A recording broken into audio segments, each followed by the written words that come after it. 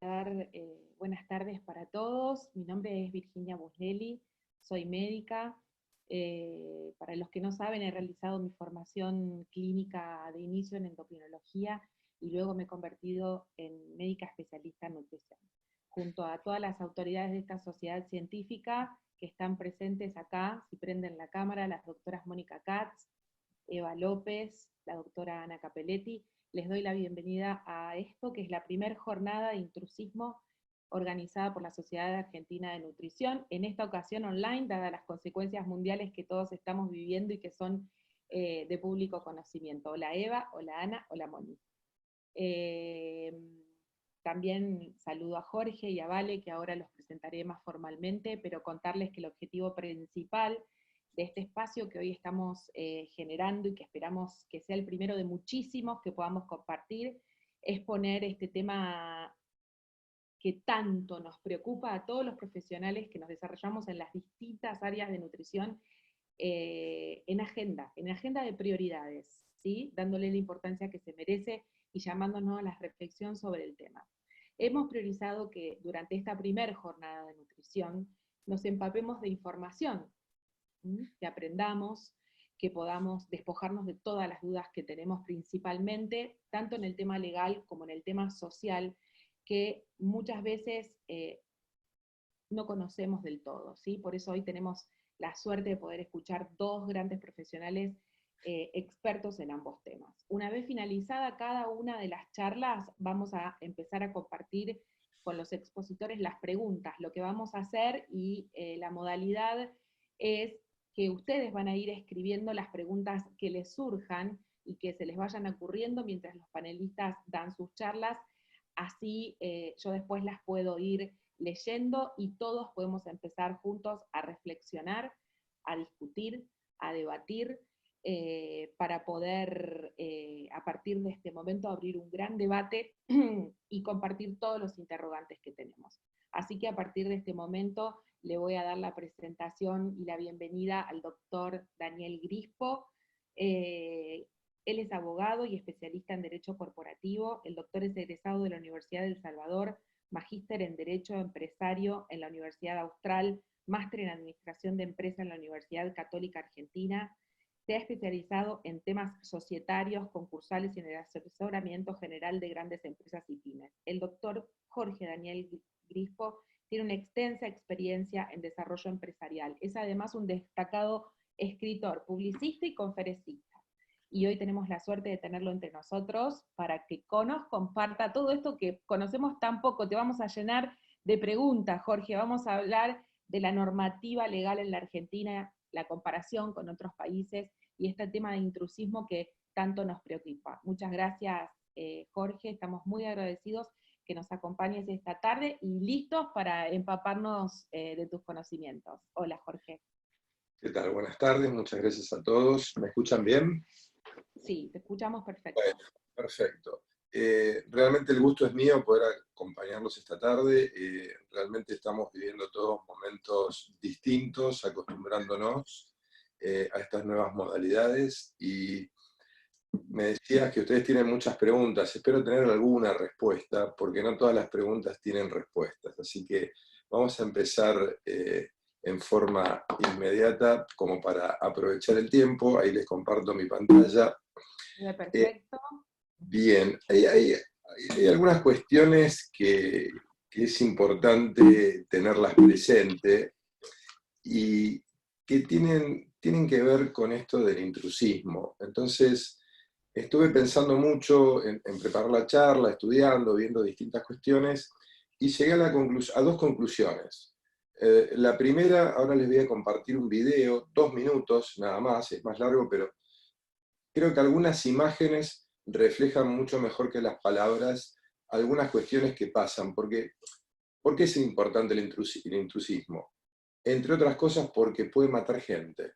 Entonces, la impericia de algunas personas que sin tener un título, una carrera, una habilitación en particular, se ponen a hacer actividades desde el electricista que no sabe y sale volando por el aire y explota una casa, hasta algunas personas que elegí un caso que fue famoso, y también ya fue juzgado por la Corte, y la persona que van a ver ahora está cumpliendo una condena de 9 años, lo cual no es nada grato, pero tampoco es grato lo que pasó.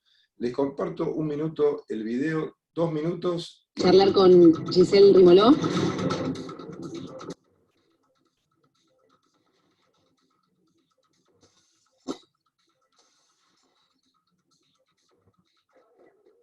Hola chicas, como andan, como me siento. Ahora yo me voy a mirar para todos los días. No estamos viendo el video. No lo están viendo. No, Giselle tiene varias razones para ¿Lo ser una pueden doctora escuchar? muy especial. lo escuchamos, pero no lo vemos. Muchas razones.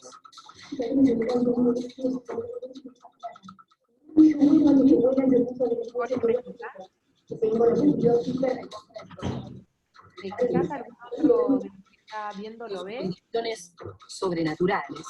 Dirige el Centro Integral de Estética Naturista del Cano, una clínica para adelgazar que promociona en cuanto programa de televisión la industria. Quiero hablarle a todos ustedes, espectadores, que las terapias alternativas es algo ultra moderno, que es justamente reconocido y recomendado por la... Bueno, ahí lo paré porque evidentemente hay alguna cuestión técnica que impide Sí. compartir el video. La pantalla sí la ven. Evita. ¿Nos lo podés contar? Sí, sí, la Ahora sí pantalla la vemos perfecto. Bien, les pido disculpas, lo probé hoy a la tarde con gente de mi estudio y se veía perfecto, así que no sé por cuál es el motivo, estaba tratando de dilucidarlo, pero bueno. Creo que todos conocen el caso y la gravedad que esto tuvo.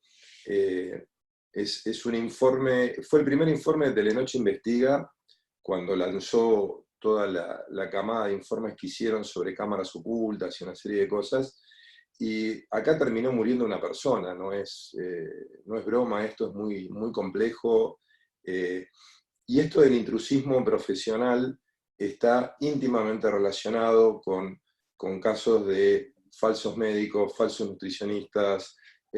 Recuerdo el caso de un falso fiscal, que casualmente fue compañero mío de facultad. Un día me lo encuentro en la calle, me comentó que estaba siendo fiscal y nunca entendí por qué, porque no lo había visto rendir las materias con todos nosotros. Entonces, la gravedad de la falsedad en este tipo de cuestiones es muy importante si a veces no se tiene la cultura social en determinados ámbitos de denunciarlos y de hacer todas las cuestiones que se tengan que hacer y que sean necesarias a ese efecto. Hay algunas cosas que quiero ir señalando y empezar a definir con ustedes. Traté de usar un vocabulario no tan legal para que todos me puedan entender. Igual con las preguntas voy a estar a disposición de ampliar todo lo que sea necesario. El intruso es una persona claramente que se dedica a una profesión sin contar con las autorizaciones pertinentes. Puede ser un intruso, un falso nutricionista, hasta alguien que dice ser electricista y viene a hacer una reparación a nuestras casas y no está matriculado. Esto comprende infinidad de profesiones. Y acá tenemos que empezar a hacer algunas diferenciaciones que son muy importantes de tener en cuenta, que es, por un lado, que es un oficio y por el otro lado, que es una profesión. Un oficio puede ser algo que aprendemos, por ejemplo, en una escribanía, un escribiente. El escribiente tiene un oficio que es el de escribir a máquina determinadas protocolos, cosas. Es como un asistente, no es el profesional que está a cargo, no es el escribano. Para la carrera no me quiero meter en áreas que no manejo, pero por ejemplo, en la carrera de odontología, hay determinados oficios que uno empieza la carrera y sin ser dentista es ayudante, primero prepara el instrumental y va cumpliendo una serie de pasos hasta recibirse y tener un título que lo habilite a ese efecto. Entonces, una primera cuestión que hay que tener en cuenta es qué es un oficio y qué es una profesión. Y en el caso de la nutrición, tenemos que ver dónde nos debemos parar o presentar de cara a la sociedad. Claramente, todo lo que tenga que ver con la medicina va a tener una fuerte connotación pública. La salud es un bien jurídico tutelado por la ley y tiene distintos alcances que ahora vamos a ir analizando. Y en este punto es importante tanto la actuación de los colegios de profesionales como del Ministerio de Salud en el caso que nos ocupa. De toda la investigación que hice, quiero resaltar la ley 13.272 de la provincia de Buenos Aires. Para el que le interese el tema en profundidad, les recomiendo hacer una lectura de esto, donde ya en sus primeros artículos define claramente cuál es el alcance de los dietistas, nutricionistas, dietistas y licenciados en nutrición. Esto es el esquema legal que se usa en la provincia de Buenos Aires. Me pareció ver dentro de los asistentes una persona de Tandil, o sea, esto de la provincia tiene un alcance muy importante, pero ¿por qué lo traigo a colación? Porque pone en contexto lo que a veces es difícil de explicar, y qué alcances tiene la nutrición. Por ejemplo, programar regímenes alimenticios para individuos o colectividades sanas, entendiendo por tales a toda institución pública o privada que brinde asistencia alimentaria, programar regímenes dietoterapéuticos para individuos o colectividades enfermas, asesorar, planificar, organizar, dirigir, supervisar, evaluar y auditar a unidades técnicas de alimentación, en nutrición, en instituciones, participar en la definición de políticas y en la formación de organización y ejecución y supervisión y evaluación de planes y programas de nutrición y alimentación a distintos niveles, realizar actividades de divulgación, asesorar y participar en la formación de productos alimenticios, realizar y asesorar estudios e investigaciones referidos a temas de alimentación y nutrición.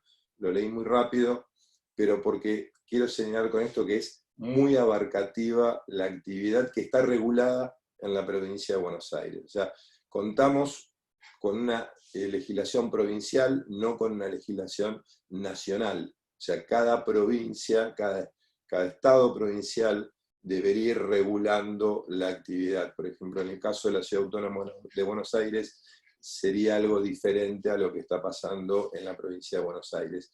Pero les quiero pedir que presten especial atención a lo que es el inciso E, realizar actividades de divulgación e impartir conocimientos en lo concerniente a la alimentación y a la nutrición a nivel individual, grupal y comunitario. O sea, esto es parte y propio de la actividad de los dietistas y nutricionistas y licenciados en nutrición. Y esto es muy importante que esté legislado de esta manera, y ahora vamos a ir viendo por qué. Acá nos tenemos que parar un punto en qué es la acción de introducirse sin derecho en una profesión sin contar con el correspondiente título habilitante.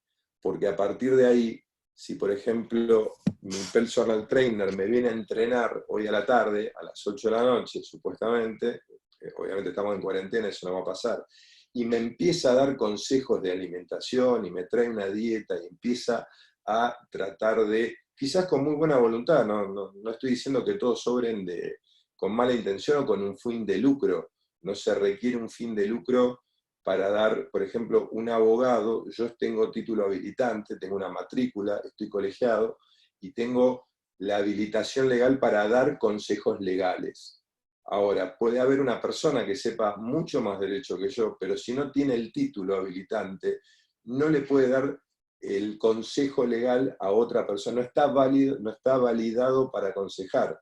Si yo me quisiera ir a vivir a Estados Unidos, primero tendría que validar mi título para poder ejercer mi profesión allá, más allá de las cuestiones de que hay diferentes legislaciones, pero por ejemplo, en el caso de los médicos también deben revalidar sus títulos en otros países, con lo cual, la acción de introducirse en una profesión sin contar con el título habilitante configura la situación de intrusismo profesional que estamos tratando de limitar. Y a partir de ahí, el Código Penal de la República Argentina prevé sanciones muy graves, que ahora las vamos a ir viendo, y hay diferentes institutos en juego. Una cuestión para que se entienda. El derecho penal figura y funciona bajo lo que se llama el tipo penal. Matar a otro es un delito. Matar a otro, en defensa propia, no es un delito. O sea, para que se cometa un delito, se tiene que configurar el ser humano la acción que dice la ley. Veamos en este caso lo que es usurpación de grados, títulos y honores. Dice, será reprimido con prisión de 15 días a 1 año el que ejerciere actos propios de una profesión para la que se requiere una habilitación especial sin poseer el título o la autorización correspondiente. O sea, el Código Penal en esto es muy claro. Quizás nosotros como sociedad no tenemos la cultura de denunciar efectivamente este tipo de situaciones, pero ya está previsto en el Código Penal. Y les puedo asegurar que no es nada grato pasar ni un solo día en prisión, no les hablo de 15 a 1 año. Son, más allá de que son penas excarcelables, salvo que tenga otros delitos. Y también dice el mismo artículo que será reprimido con multa con una multa económica el que públicamente llevase insignias o distintivos de un cargo que no ejerciere o se arrogase grados académicos, títulos profesionales u honores que no se le correspondieran. Esto que estoy mostrando acá es una de las situaciones por las cuales fue condenada la señora Rímolo en el video que fallidamente intenté mostrarle y compartirles. Pero a partir de eso quería ir construyendo todas estas figuras delictivas que están en el Código Penal y que deben ser aplicadas si se denuncian correctamente. Y acuérdense, voy a volver un segundito para atrás, porque les quiero insistir en esto. Tengan muy presente el inciso E que dijimos, realizar actividades de divulgación e impartir conocimientos en lo concerniente a la alimentación y nutrición a nivel individual, grupal y comunitario. La ley de la provincia de Buenos Aires, que me parece que es un buen modelo a seguir, no habla de que sea a título gratuito o a título pecuniario, que se tenga que pagar por ese consejo que nos están impartiendo, con lo cual ahí quiero que lo tengan presente, pues ya vamos a ir llegando a algunas cuestiones que tienen que ver con eso y que se empiezan a relacionar a partir de las figuras del Código Penal. ¿Qué características tenemos que tener en cuenta? El agente del delito. Todo delito tiene que tener un agente que lo cometa. Y es la persona que realice actos propios de una profesión sin contar con esa profesión. Yo les contaba el caso del fiscal Trucho, que así se conoció públicamente, no tenía título de abogado, y este muchacho logró ser nombrado fiscal de la nación. O sea, una locura por donde se lo mire. Después yo seguí la historia en los medios, claramente fue destituido, en todos los juicios que participó fueron anulados, los presos que fueron condenados fueron liberados porque había prescripciones, o sea, un desastre desde todo punto de vista. En el caso de Rímolo, que les estaba compartiendo antes, hubo una persona muerta, lo cual es gravísimo. Entonces, el agente del delito es la persona que comete la acción que está en el Código Penal señalada como una conducta típica. ¿Cuáles serían en estos casos la acción típica? Ejercer en forma efectiva, concreta, desempeñar una actividad profesional para la cual el sujeto no está habilitado. Después vamos a hacer un punto en una cuestión que me quiero detener, que es desde el periodismo, qué se puede difundir como cuestiones de nutrición y dónde se está rozando el borde de la cornisa, donde el periodista empieza a complicar su actividad con consejos médicos o nutricionales que no podría dar si estas figuras que están en el Código Penal fueran aplicadas correctamente.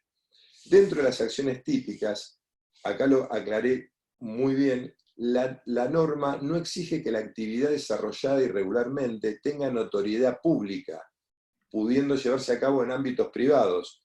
La persona que viene a mi casa a darme 1 hora de gimnasia y me da consejo médico, no es algo público, lo está haciendo de buena onda, de manera gratuita, pero no lo puede hacer, porque él no está habilitado para eso, y se puede equivocar. Yo, por ejemplo, tengo hipotiroidismo de Hashimoto. me dieron una pastillita que tengo que tomar todas las madrugadas y con eso ando perfecto, pero en materia de nutrición sé, por lo que me explicaron mis amigos, que tengo que tener algunos cuidados y quizás el personal trainer con buena voluntad no lo sepa. Entonces ahí es donde empiezan a jugar cuestiones donde se justifica plenamente el rigor que se debe tener en este tipo de cuestiones. Y finalmente en esta filmina les compartía que quedan fuera del ámbito de lo prohibido las artes, industrias, negocios y oficios, aunque no requieran autorización. Estamos hablando de los oficios manuales que cualquier persona como changarín puede hacer, que no vienen al caso, pero bueno, como están en las normas y en los códigos penales hay que tratarlos. Y acá hay un punto que es terriblemente importante, que es el intrusismo en las redes sociales. Hoy nuestras vidas pasa, en estos momentos de pandemia mucho más, en su gran mayoría por una pantalla con la cual interactuamos en este momento. Yo estoy interactuando con todas las personas que están en esta conferencia y estamos a muchos metros y kilómetros de distancia de algunos. O sea, realmente la tecnología y las redes sociales hoy han sido una forma de juntar a las personas, pero también es una forma de que personas que no están habilitadas para dar un consejo médico, nutricionista, dietario, puedan hacerlo o se sientan validadas para hacerlo. Entonces empiezan a jugar acá ciertos factores culturales, como por ejemplo en las redes sociales los influencers, que el otro día estaba viendo algunas cuestiones al respecto. Messi tiene en el mundo 152 millones de seguidores en sus redes sociales. 152 millones, son varias veces la República Argentina de seguidores. Cualquier cosa que postee Messi llega a 152 millones de personas. Después tenemos otras personas, no voy a dar nombres, pero que sin tener ningún mérito más que el desparpajo público de aparecer en cualquier lado de cualquier manera, generan millones de seguidores y con eso hacen un comercio y a partir de ese comercio empiezan a generar, por ejemplo, aconsejar la ingesta de determinado alimento, determinada dieta o cuestiones que pueden ser peligrosas para la salud de cualquiera. Si yo no tuviera la formación que tengo, cada vez que siento la necesidad de que tengo que hacer una dieta, voy al médico y le pregunto y le digo cuál es, le paso todo mi parte médico. O sea, no todo el mundo tiene esa costumbre. Y hoy lo que pasa por las redes sociales realmente es concomitante y llega a todos los niveles de la sociedad. Ustedes viajan en el transporte público cuando se podía, porque hoy no podemos, salvo el personal de salud y los que están habilitados. Iba todo el mundo con la pantalla y la cara en el celular, chateando, redes sociales, y todo esto pasan dietas como si fueran caramelos, y todos están queriendo estar a la moda. La chica esta Kardashian hace una dieta, van todos y siguen la dieta de esa chica, sin saber si eso es útil para la salud de cada uno. Es peligrosísimo todo esto. Por eso acá les marcaba que hubo un estudio de la UADE y la consultora Voices, donde se encontró que casi 3 de cada 10 argentinos siguen en redes a Instagram reconocidos que le dan tips y consejos de alimentación.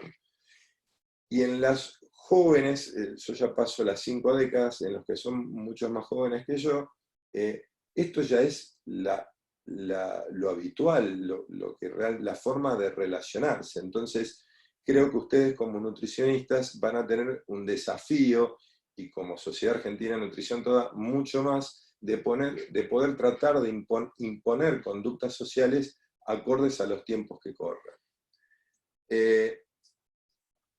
Otra cuestión que tenemos que tener presente es que para el Código Penal lo que se protege es la salud pública. Esto es una política de Estado. En estos días la estamos viviendo claramente con el tema del COVID, la pandemia, los decretos que nos quitan libertades esenciales como poder salir a caminar o ir a comer a algún lado con amigos o reunirnos. Estamos cediendo derechos personalísimos porque la salud pública se considera, y está bien que así sea, que está primero. Entonces, desde el Código Penal se establecen una serie de delitos destinados a proteger la salud pública. Hoy es el tema del momento y creo que todos escuchamos la palabra coronavirus unas 1000 veces por día, salvo los que son más inteligentes que yo y no están todo el día mirando las noticias o trabajando con este tema y disfrutan un poco más de la paz que puede dar las épocas de cuarentena. Entonces, decía, el Código Penal protege la salud pública. ¿Cómo la protege? Creando conductas típicas que puedan atentar contra lo que se considera que es la salud pública. De esta forma, la política criminal define lo que no se quiere que ocurra o lo que se permite que ocurra. Y esto tiene que ver porque en el ejercicio de la medicina hay una serie de delitos que se aplican, algunos por las consecuencias que generan la mala praxis, y otros porque tienen que ver con la manera en que se ejecutan. ¿Qué significa esto? Que si, por ejemplo, tenemos una persona que sale en la televisión dando una dieta que es, como dice nuestro Papa, utbe et orbe, para todo el mundo, y claramente no lo es, está excediendo lo que es la posibilidad de divulgar. Cuando uno divulga algo en forma pública, Instagramer, periodismo, nota, artículo, libro, lo que sea, tiene que explicar un montón de cosas. O sea, tiene que explicar. ¿Vieron cuando ven los prospectos de un medicamento que cuando lo leemos no lo queremos tomar por todas las contras que tiene? Bueno, se debería obrar de la misma manera.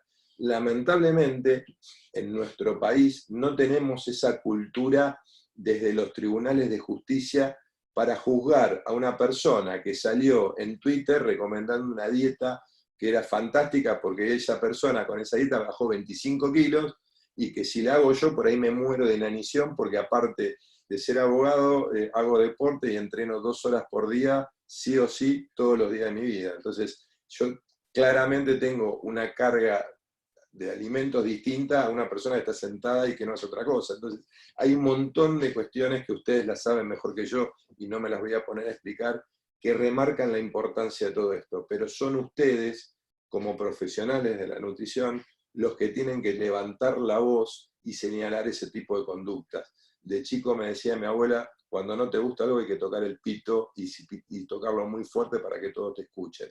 Si a ustedes se callan la boca, este tipo de conductas van a seguir sucediendo. Entonces es muy importante poder hacerlo y hacerlo inclusive de manera efectiva. A grandes rasgos, las conductas que el Código Penal sanciona es la propagación dolosa de enfermedades. Hoy lo vemos claramente y lo entendemos todos con el COVID. Antes fue con el SIDA. Propagar una enfermedad es un delito grave.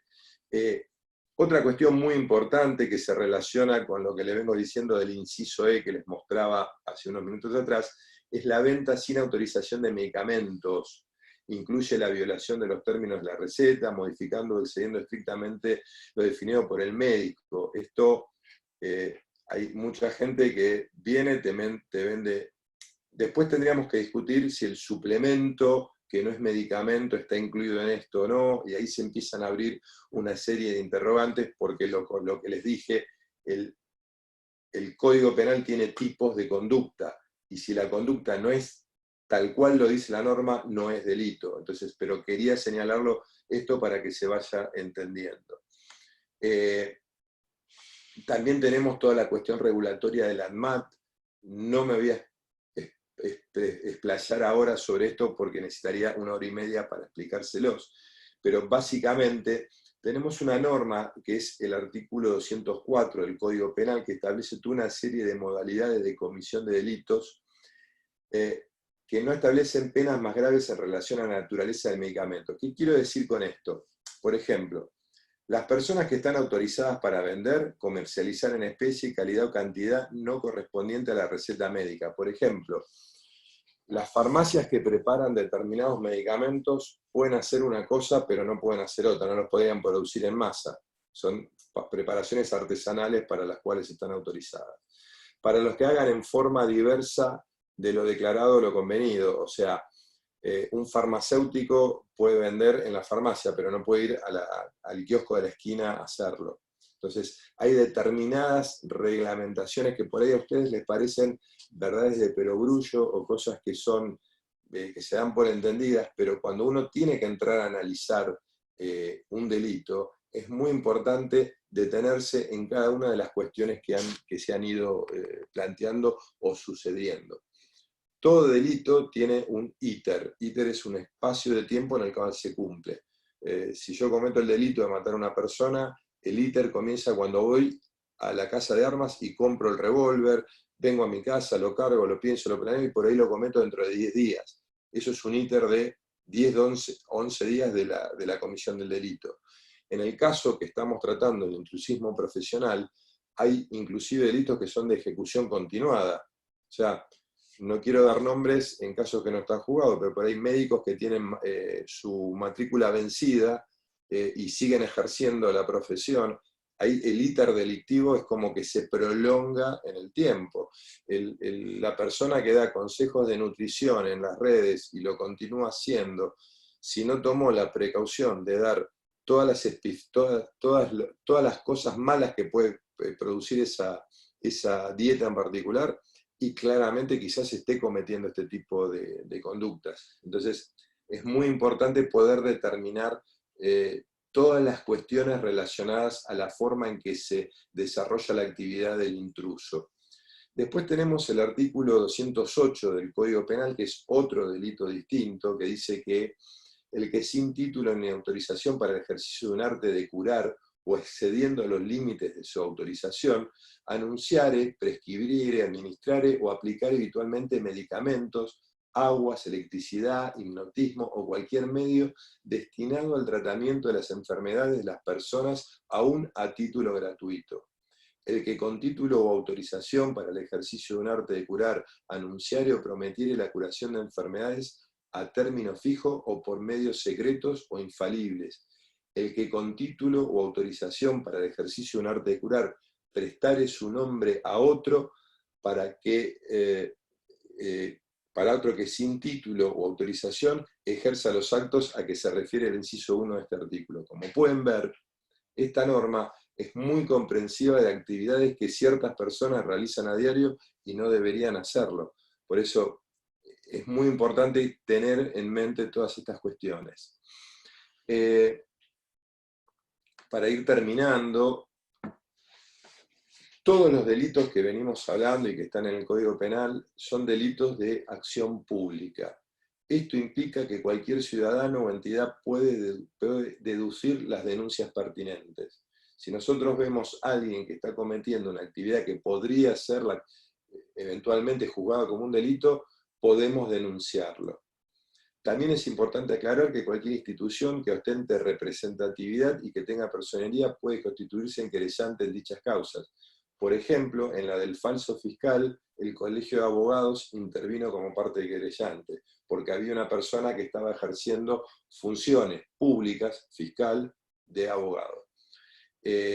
Entonces, todas estas cuestiones que abarca la comisión de los delitos, son importantes que las conozcamos, pero también es mucho más importante que tengamos en cuenta que, y acá tenemos que hacer un mea culpa desde la justicia, desde el sector legal, es que no hay una cultura de denunciar lo que es el consejo alimenticio en forma prácticamente ya insidiosa o grosera desde cualquier tipo de medio. Se dan un sinfín de situaciones. En una charla es muy difícil poder abarcar todo, por eso trato de hablar de generalidades. Después hay que ver cada caso en particular. Los casos más graves, que generalmente terminan o con una persona en grave estado de salud o muerta, son los que terminan llegando a la justicia. Pero el día a día, la persona que lucra con los consejos alimentarios, y ser dietista, nutricionista, licenciado en alimentación, yo no veo que haya una cultura de denunciarlos. Y tampoco veo en la justicia una cultura judicial de recibir ese tipo de denuncias y tratarlas. Porque ¿qué pasa? También hay que entender que los juzgados penales que son los que deberían juzgar este tipo de delitos, los contravencionales, están con un montón de situaciones de muertos, droga, robos, secuestros, un montón de situaciones que las consideran mucho más importante que lo que puede ser una nimiedad si hay una persona que está ejerciendo ilegalmente el arte de la nutrición. Entonces, es muy importante comunicar todo esto y que se sepa que no es una nimiedad que alguien que no tiene un respaldo profesional atrás esté haciendo de nutricionista y sin darse cuenta, no digo que esté matando gente, pero la está enfermando más, le está dando otros tipos de complicaciones. Creo que los detalles profesionales ustedes los van a poder explicar con mucha mayor amplitud que yo. Bueno, esto ha sido todo. Les quiero agradecer profundamente la oportunidad, espero haber sido claro y quedo en espera después para las preguntas que tengan que hacer. Doctora Busnelli, le damos la palabra a usted. Bueno, Jorge, muchísimas gracias. Bueno, pero antes de pasar a la próxima charla, vamos a contestar al menos 2 o 3 preguntitas que nos han compartido los profesionales por chat y que me parecen que van a ser súper enriquecedoras. Algunas de las otras que también nos han compartido, supongo que han sido resueltas durante la charla, pero si algunas quieren que las hagamos, podemos hacerlas al finalizar el debate. Yo elegí 2 que me parecieron 2 o 3, vamos a ver cuánto tiempo. Hay una pregunta que dice, entiendo que el intrusismo es ejercicio de una profesión sin la matrícula habilitante y que no incluye opiniones brindadas por prensa ni mensajes transmitidos por redes sociales, pero especialmente en relación a las ciencias de la salud. Cuando cualquier individuo no experto en salud brinda poblacionalmente un mensaje que puede resultar perjudicial para la salud, ¿se puede hacer una denuncia, por ejemplo, por atentar contra la salud pública de una nación? No solo se puede, sino que se debe. Y después será el juez que toque el que deberá evaluar si esa conducta es típica o no. Entonces, por eso es que digo que es importante generar una cultura desde la comunicación y desde la actuación propia de cada uno de los profesionales cuando ven que alguien está excediendo. Yo, por mis competencias profesionales, no me siento habilitado para juzgar a alguien que está hablando de nutrición y saber dónde se está pasando del límite de la divulgación al límite de lo prohibido, de atentar contra la salud pública. Entonces, ahí es donde necesariamente el conocimiento profesional de los profesionales de la alimentación y de la salud es donde es muy importante para poder determinar dónde está ese límite, dónde un periodista que habla de una dieta está informando, porque el derecho a la información está en la Constitución Nacional, dónde es información y dónde es peligro para la salud pública. Esto es algo que hay que tenerlo en claro, porque eso va a hacer que una denuncia prospere o no. No se puede ser... Sí, decime. Perdóname. No, Jorge, yo entiendo, siguen haciendo muchas preguntas acá, pero bueno, voy a hacer voz de todos los profesionales. Yo entiendo que aquella persona que no es profesional de salud puede decir una verdad o una mentira o algo que científicamente esté muy comprobado y que tenga papers y demás, pero no tiene la formación científica para saber qué puede pasar con otorgar ese mensaje públicamente en la población. Me imagino que eso es lo que le falta. Yo entiendo que puede hablar cualquiera, pero acá nos hace una pregunta Patricia que dice, ¿intrusismo entonces no incluye las situaciones en las que alguien en un programa radial o de TV recomienda determinado producto? Refiriéndome especialmente a, y habla del Satial y varias formas que lo publicitan. A ver, yo entiendo que sí, que eso está en una de las figuras penales que estuvimos analizando, porque uno no puede recomendar, y mucho menos públicamente, y mucho más si es medicamento. O sea, mucho más si es medicamento. Bueno, esto es un supuesto suplemento natural. Claro, por eso, doctora Busnelli, cuando yo les explicaba la figura penal, les hice la división entre la figura típica es el medicamento.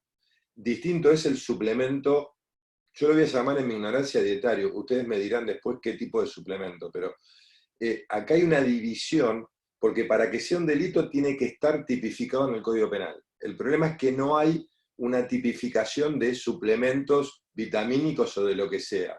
Entonces, ahí es muy importante, si yo voy a la televisión y me hacen una entrevista por alguna cuestión de derecho y termino hablando de, che, bajaste de peso 8 kilos en la cuarentena, ¿qué dieta hiciste? La de cerrar la boca. Está bien, es un comentario mío, pero que no tiene ninguna otra connotación que contar una historia personal de algo que me pasó a mí. Porque quizás cerrar la boca no sea lo aconsejado para un montón de personas. Entonces, Disculpame, Jorge, justo en relación a lo que decís de compartir experiencias personales, acaban de compartir una pregunta en el chat. ¿Qué pasa con aquellas personas que no son profesionales y dan consejos libremente por redes sociales, por sus experiencias personales que pueden ser perjudiciales y hasta sacan libros que pueden influenciar a la población? Bueno, bien, ponerte en conocimiento que tenemos muchísimas personas que han sacado está hablando, relación está al hablando. cáncer y demás. Entonces, bueno, ¿qué se puede hacer legalmente con esto? ¿Es penado? ¿Cualquiera puede escribir un libro sobre algo que no conoce? ¿O que, Bien, o que no conoce el impacto que puede ocasionar en la población un mensaje? a ver, voy a tratar de explicártelo con un ejemplo. Eh, Como te decía, yo soy abogado y estoy habilitado por la ley a dar consejo legal. Un médico está habilitado por la ley a dar consejos médicos. Incluyamos en esto la salud, que es lo más importante de las personas, y dentro de eso la alimentación. La pregunta es, si yo que soy abogado podría hacer un libro sobre mi experiencia de vida con las dietas. A lo largo de mi vida he hecho muchas dietas. Entonces, ahí estamos en un filo donde en tanto yo cuente algo que fue bueno para mí y lo haga público, estoy contando mi experiencia. Ahora, si yo me pongo a escribir sobre la dieta paleo y empiezo a explicar los beneficios y hago toda una cuestión teórica sobre eso, claramente yo ahí me estoy excediendo. Si vamos al periodismo, y ahí hay que tener mucho cuidado, porque el periodismo es una figura en general o colectiva que está amparada por la Constitución Nacional. La Constitución Nacional protege la divulgación de ideas y hay fallos de la Corte Suprema que van en ese sentido. Así como la salud pública es una norma de Estado, el periodismo o el ejercicio del periodismo y la divulgación libre de ideas es un bien jurídico protegido de la democracia. Entonces, no se hace ningún distingo si el periodista es de política, de fútbol o de salud, o de alimentación. Ya, Discúlpame, Jorge, para sí. hacer más enriquecedor el debate, acá nos hacen una pregunta que tiene que ver con esto que estás hablando de la libre expresión y demás. Dice, en Argentina hay mucho amparo con respecto a la libertad de expresión, pero ¿qué pasa cuando alguien, sin importar si es profesional o no profesional, miente, desprestigia o confunde a la población atacando a los que sí somos profesionales con la finalidad de descalificarnos? ¿Tenemos opciones legales para defendernos, aunque esto sea por redes sociales? Y si las hay, ¿cuáles son? ¿Dónde se puede realizar una denuncia de este estilo? Las denuncias sí se puede denunciar. A ver, la comisión de un delito, la denuncia la puede hacer cualquier ciudadano, porque es un delito. Hay delitos que son de acción pública y hay delitos que son de acción privada. Y acá es importante lo que les quiero decir para que ustedes lo tengan presente. Si alguien comete un robo, eso sí considera que es un delito de acción pública. Yo lo puedo denunciar, pero después el juez tiene que seguir la denuncia, independientemente que yo pierda interés en la denuncia y no quiera seguirla, porque hay un interés superior del Estado en que no haya un ladrón en la sociedad o un asesino. Si yo denuncio una calumnia, es un delito de acción privada. La calumnia solo me perjudica a mí. Entonces yo puedo decidir si sigo o si no sigo. ¿Por qué digo esto? porque si es un delito que se considera de acción pública, cualquiera lo puede denunciar. O sea, vos podrías ir y denunciarlo en un juzgado penal. Se denuncia a la persona. Miren, yo creo que fulano de tal está cometiendo un delito de divulgación de dietas y está atentando contra la salud pública. Y después le va a corresponder al juez determinar si eso fue un delito o si eso fue información. Y va a depender la manera en que se lo haga. Si a mí me viniera a pedir consejo legal una persona que quiere escribir un libro sobre alimentación y no tiene un título habilitante, el primer consejo que le daría es que no lo haga. El segundo consejo que le daría es que lo haga como una experiencia personal si considera que tiene que hacerlo. Y el tercer consejo que le daría es, si lo vas a hacer, dedica por lo menos un capítulo a explicar todas las contras y todo lo que no podés afirmar que estás afirmando. Entonces, hay que juzgar cada situación en particular. En una charla de este tipo no podríamos detenernos en cuestiones puntuales, no lo puedo hacer yo como profesional. Lo que sí les puedo dar es nociones generales. Y las nociones generales que le podemos dar los abogados no son tan puntuales como ustedes las quisieran recibir. Por eso hablamos de generalidades, porque hay que ver cada caso en particular.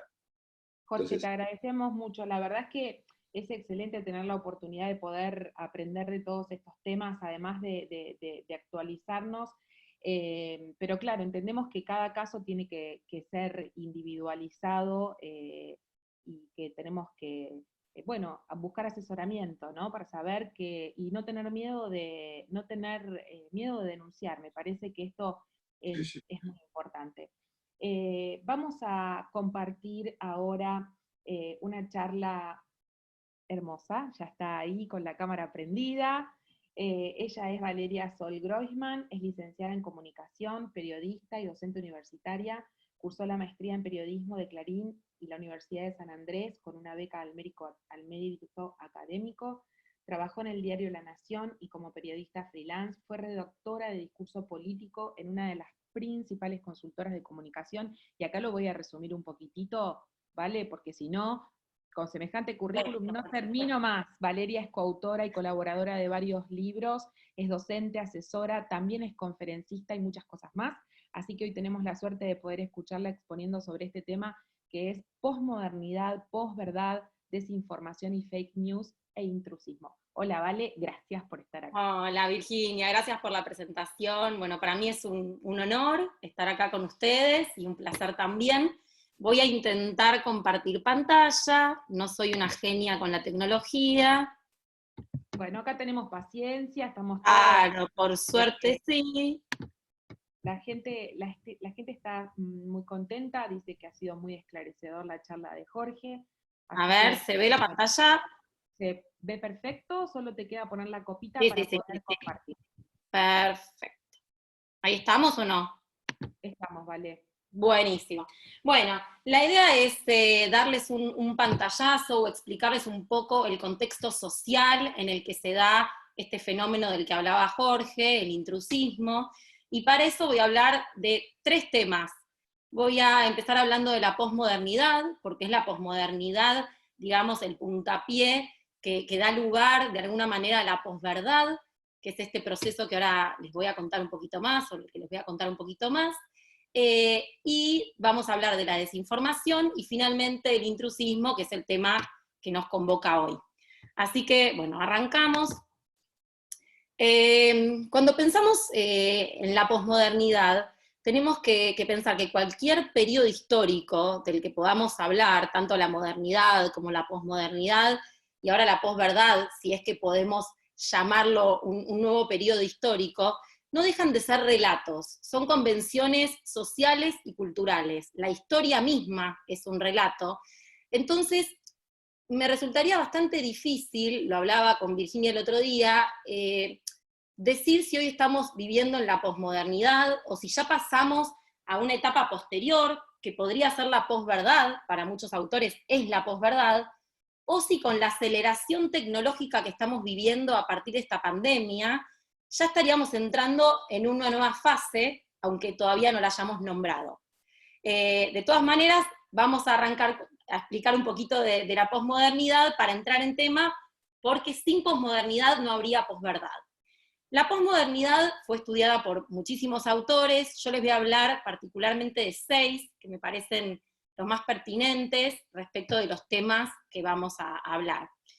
Baudrillard en 1960 dice que algo está pasando, que ya no hay diferencia entre la realidad y la representación social.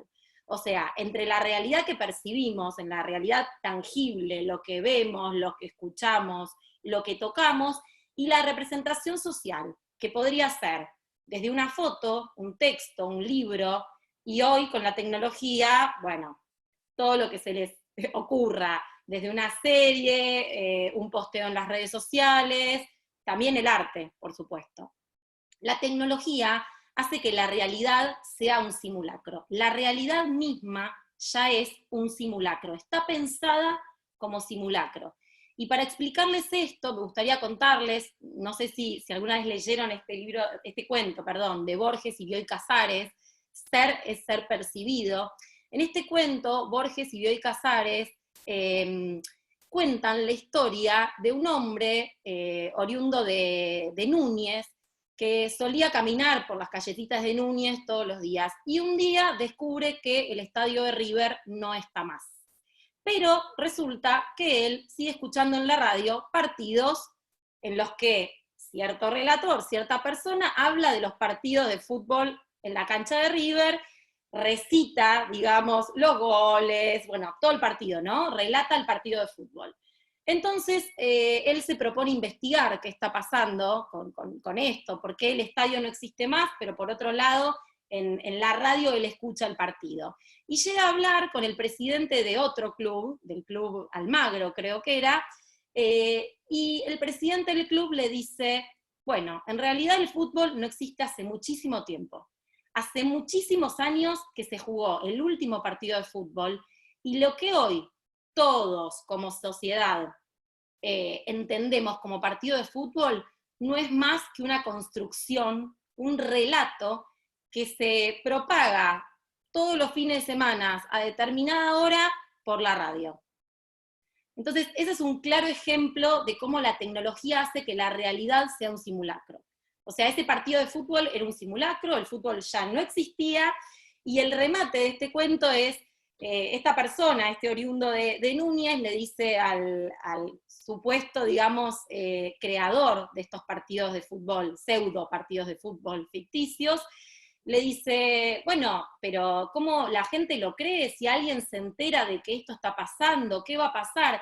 Entonces el presidente de este club le dice, no te preocupes, vos podés decir lo que quieras, la gente va a creer lo que quiera creer. Esto es un poco lo que está pasando en la era de la posmodernidad y sobre todo en la era de la posverdad. Bueno, además de esto, volviendo a Baudrillard, él decía que el capitalismo en la posmodernidad, y esto es la contracara, digamos, de la modernidad, ya no produce para saciar necesidades básicas, sino que empieza a saciar necesidades creadas por la publicidad y el marketing. Son necesidades, digamos, por supuesto, no básicas y creadas con el único fin de generar mayor consumo.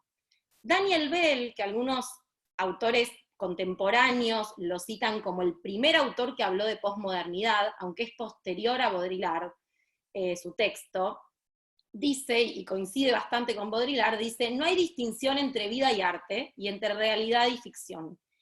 Y también coincide con Baudrillard y dice, el capitalismo ya es un sistema basado en satisfacer los placeres del consumo. Es muy similar, pero es interesante como dos autores muy importantes para lo que es el estudio de la posmodernidad coincidían en esto. Un segundito.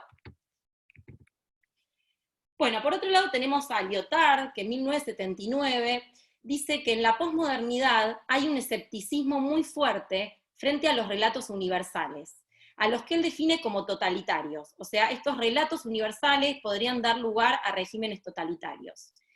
También dice que la realidad no puede abarcarse en un único relato, porque los mundos humanos son inconmensurables. Y él se imagina un futuro con microcomunidades, que cada una tenga su verdad propia y sin ningún tipo de poder de una comunidad sobre la otra. A mí se me ocurre, pensando en el presente, que estas microcomunidades podrían ser las tribus, por ejemplo, alimentarias, que vemos hoy tanto en redes sociales como en medios de comunicación, y seguramente ustedes como nutricionistas, médicos o psicólogos en sus consultorios. David Harvey, ya más del lado de la economía, dice que también la posmodernidad se caracteriza por un debilitamiento de valores, creencias y formas económicas estables. Y dice que la globalización, que es típica de la posmodernidad, o que surge más bien con la posmodernidad, lo que hace es comprimir el tiempo y el espacio. Y sobre todo habla de los viajes en avión, que lo que hicieron fue comprimir el tiempo y el espacio. Un viaje que antes llevaba por ahí semanas o meses, hoy se hace en horas. De esta manera se comprime el tiempo y el espacio. Steiner es uno de mis autores de cabecera, realmente es genial leerlo, se los recomiendo muchísimo, y este librito muy cortito en particular, que se llama Nostalgia del Absoluto. Steiner dice que con la caída de los sistemas tradicionales de creencia, sobre todo las religiones, en clara referencia a la gran frase de Nietzsche, Dios ha muerto, lo que se genera es un vacío de creencias, un vacío de fe.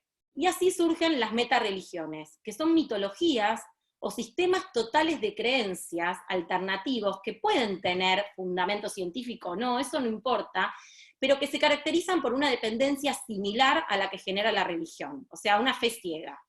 Tienen un lenguaje propio, un cuerpo propio de mitos, y él las llama también teologías sustitutivas.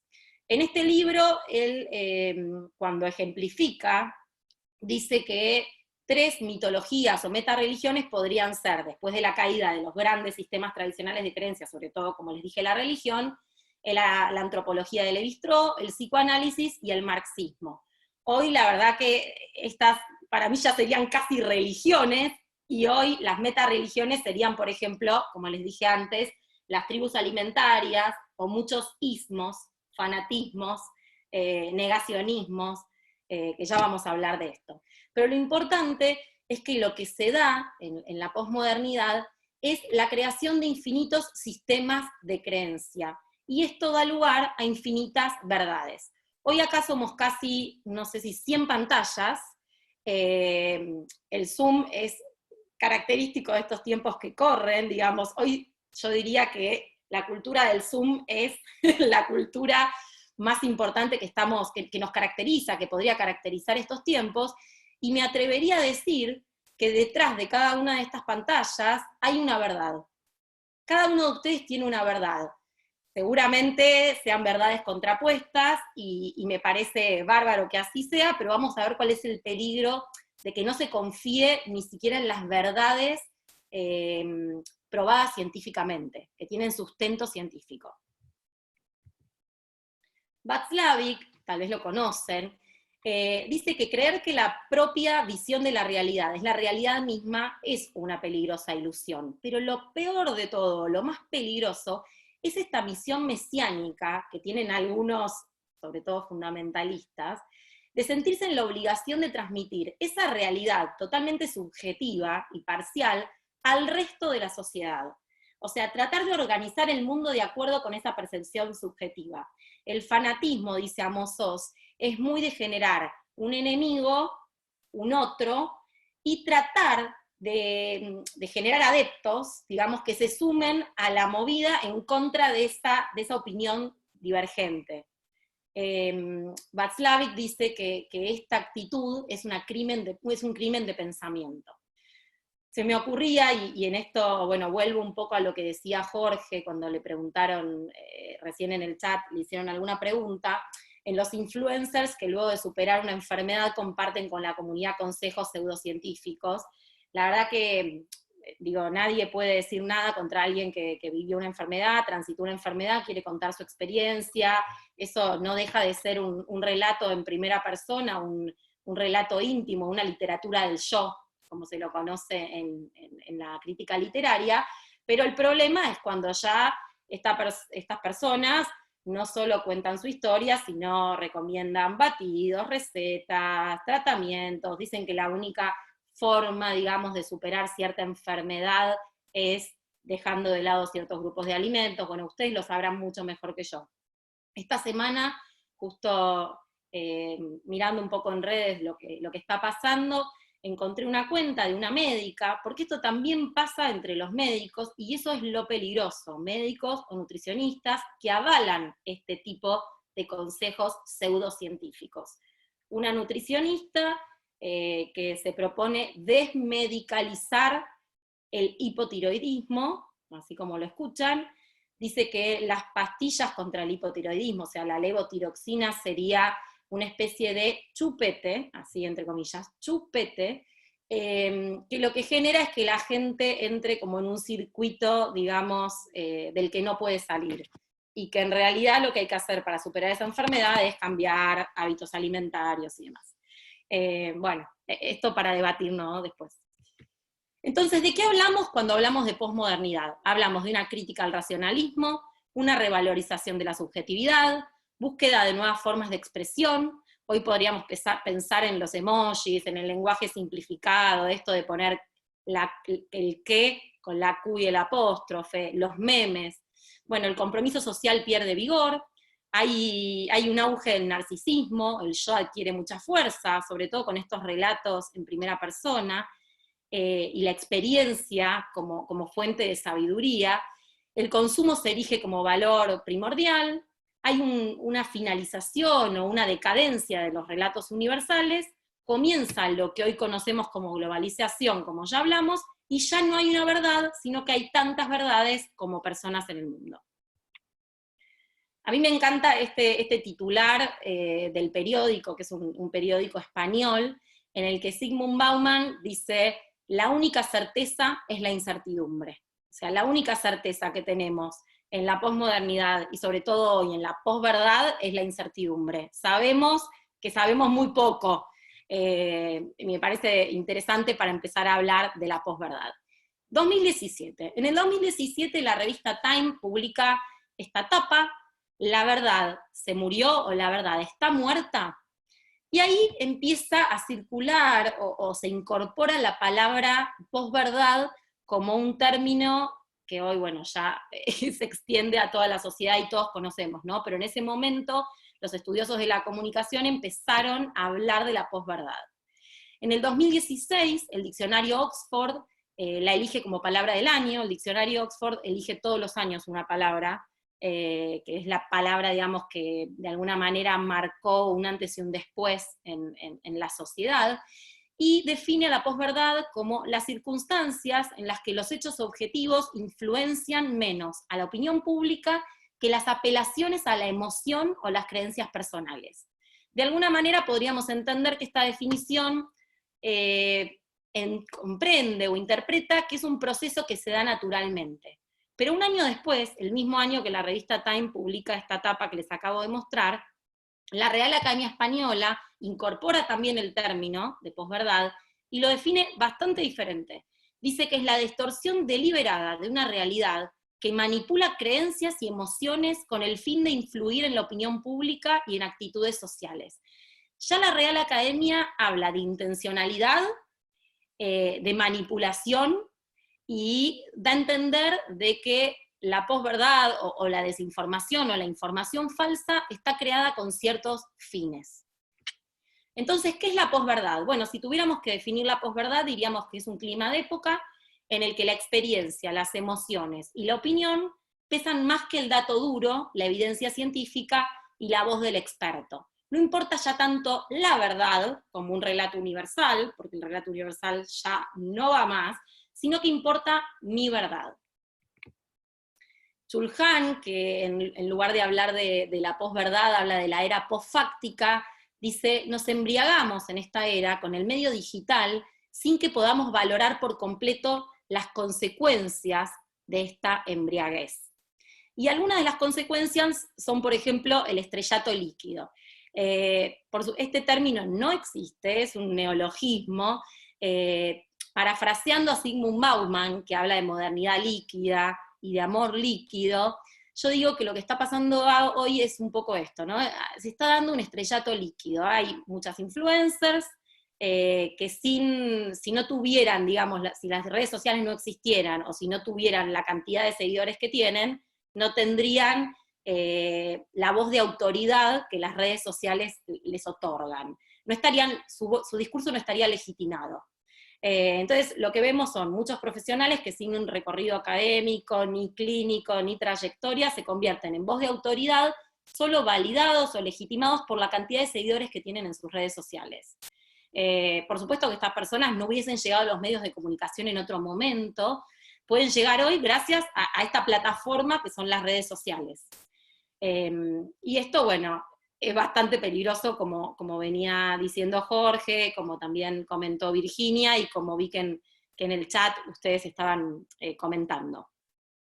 Lo que yo digo es que somos agentes de cambio, todos, ustedes como nutricionistas, como médicos, como psicólogos, y podemos juntos frenar esto, y para eso es importante, como dice Jorge, poder denunciar este tipo de situaciones. ¿Qué se da con la posverdad? Bueno, la posverdad tiene muchos subfenómenos. Los voy a mencionar rápidamente y leer rápidamente, porque si no me parece que me voy a extender muchísimo, pero después si tienen alguna pregunta sobre alguno en particular, podemos responder todas las preguntas. Los subfenómenos son las fake news, los deepfakes. Los deepfakes son noticias falsas creadas con inteligencia artificial. La desinformación, por supuesto, ahora vamos a ver bien cuál es la diferencia entre fake news y desinformación. Como ustedes sabrán, la Organización Mundial de la Salud, poquito después de declarar la pandemia de coronavirus, declaró también que lo que existe es una pandemia de información, una infodemia, una epidemia de desinformación. Otro subfenómeno es la infoxicación, el fanatismo, el negacionismo de ciertos fenómenos, las teorías conspirativas, la desconfianza en los saberes formales y la voz de autoridad, los movimientos anticiencia, la tecnodependencia y la digitalización de nuestra cotidianidad, el reinado de las redes sociales y los trolls, el nacimiento de los nuevos líderes de opinión, como venimos hablando, los influencers, las pseudo-realidades de las tribus, y la corrección política y los eufemismos. Y por supuesto el intrusismo del que vamos a hablar más adelante. Bueno, ¿qué pasa con la posverdad? Pareciera que es todo lo mismo, o sea, hablamos de posverdad, desinformación, fake news, y creemos que es todo lo mismo. Pero no es así. En inglés hay dos términos diferentes para explicar las diferencias o los diferentes tipos de noticias falsas que podemos encontrar en los medios, pero también en las redes sociales. Por un lado está el término misinformation, que da cuenta de información falsa, pero es aquella que la persona que disemina considera verdadera. Podría ser, por ejemplo, el caso de, el uso de barbijos durante esta cuarentena. En un principio la OMS había dicho que el barbijo no era necesario utilizarlo en la vía pública, los medios de comunicación publicaron esa información, pensando que, bueno, que por supuesto era información válida y cierta, y bueno, tiempo después hay evidencia, nueva evidencia, que de alguna manera tira por la borda esa verdad a medias, ¿no? O parcial. Ese sería un caso de, digamos, misinformation, es información que se comunica, que se disemina en medios de comunicación, en redes sociales, pero la persona que difunde esa información no cree que esté mintiendo, digamos. Por otro lado está la disinformation, que es la posverdad intencional, o la fake news. Esta sí es información, por supuesto, falsa. La persona que está difundiendo esta información sabe que es falsa, digamos, sabe que hay una verdad y está diciendo una mentira. Y se disemina esta información para generar cierto clima de opinión pública. Entonces, de alguna manera diríamos que la desinformación está más vinculada con la ignorancia y el error, y las fake news con cierta intencionalidad, que puede tener fines económicos, ideológicos, etc. Acá vemos, por ejemplo, cómo las fake news hoy ya son protagonistas en nuestro día a día, ¿no? Apenas arrancó la cuarentena, circuló por WhatsApp, seguramente lo escucharon, un audio de una supuesta médica del Hospital Posadas, con ciertas recomendaciones para prevenir el COVID, pero además con ciertas frases o historias bastante alarmistas. Entonces, se allanó el Hospital Posadas por una posible fake news, Creo que esto es bastante novedoso, porque las fake news no solo llegaron a los medios, sino que llegaron a todo el sistema legal, de esto podrá hablar más Jorge, pero me parece que es un antes y un después en la vida o en la época que estamos viviendo. Las fake news también son ahora un asunto de Estado. No me quiero meter mucho con esto, podría hablar muchísimas horas sobre este tema, porque bueno, el gobierno lanzó una aplicación y una página que se llama Confiar. La idea es, digamos, estimular la búsqueda de información oficial y de alguna manera desincentivar la búsqueda de información que no tenga o que no esté basada en datos oficiales. Incluso las redes sociales, por ejemplo, Instagram, TikTok, que seguramente la conocen, es una red social muy, muy común entre los jóvenes, se han asociado con la OMS para, de alguna manera, guiar a los usuarios para que encuentren información confiable respecto del coronavirus.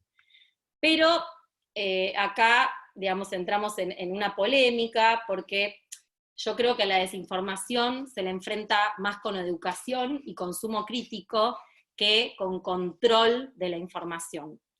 Esta serie de Capture se las recomiendo, no les voy a contar ahora de qué se trata, no voy a spoilear, pero es muy interesante para ver cómo el gobierno puede hacer uso de la información pública y de alguna manera poner en riesgo la democracia, ¿no? Esto, la hipervigilancia de la que escuchamos en este tiempo hablar en los medios de comunicación, sobre todo al filósofo coreano Chul Han.